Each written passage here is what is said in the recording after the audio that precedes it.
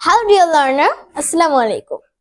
আজকে আমি তোমাদের সাথে আলোচনা করব গ্রামারের একটি গুরুত্বপূর্ণ বিষয় নিয়ে, যেটা হচ্ছে অক্সিলিয়ারি ভার্ব। অক্সিলিয়ারি ভার্বের প্রথমে আমরা সংজ্ঞাটা একটু জেনে নিই। যে ভার্ব নিজে নিজে অর্থ প্রকাশ করতে পারে না তাকে হচ্ছে আমরা মূলত অক্সিলিয়ারি ভার্ব বলি। অর্থাৎ এই অক্সিলিয়ারি ভার্বটা প্রিন্সিপাল ভার্বের আগে বসে বাক্য তৈরি করতে সাহায্য করে। তো অক্সিলিয়ারি ভার্ব হচ্ছে দুই প্রকার, যথা প্রাইমারি, মডেল। তো আজকে আমি শুধু প্রাইমারি অক্সিলিয়ারি ভার্ব নিয়ে তোমাদের সাথে আলোচনা করব। তো প্রাইমারি অক্সিলিয়ারি ভার্ব তিন প্রকার, যথা to be verb, to have verb, to do verb. তো টু বি ভার্ব কোনগুলো? তোমরা একটা স্ক্রিনশট নিয়ে দিতে পারো বা একটা তোমরা খাতার মধ্যে লিখে নিতে পারো।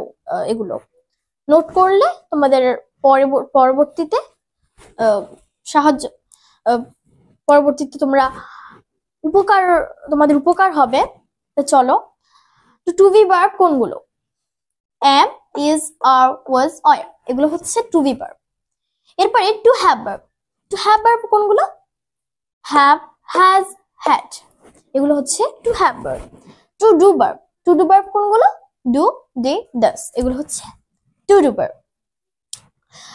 তো আজকে আমি শুধু হচ্ছে প্রাইমারি অক্সিলারি ভার্ব নিয়ে আলোচনা করেছি। পরবর্তীতে আমি তোমরা কমেন্ট করলে মডেল অক্সিলারি ভার্ব নিয়েও তোমাদের সাথে আলোচনা করব।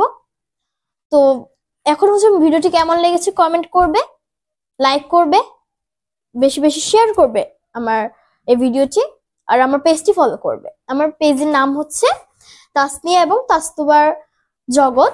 তো এটা তোমরা একটা স্ক্রিনশট নিয়ে নিতে পারো অথবা খাতায় লিখে নিতে পারো।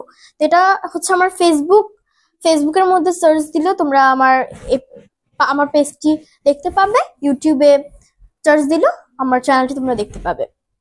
তো কেমন লেগেছে কমেন্ট করবে। Thank you for watching.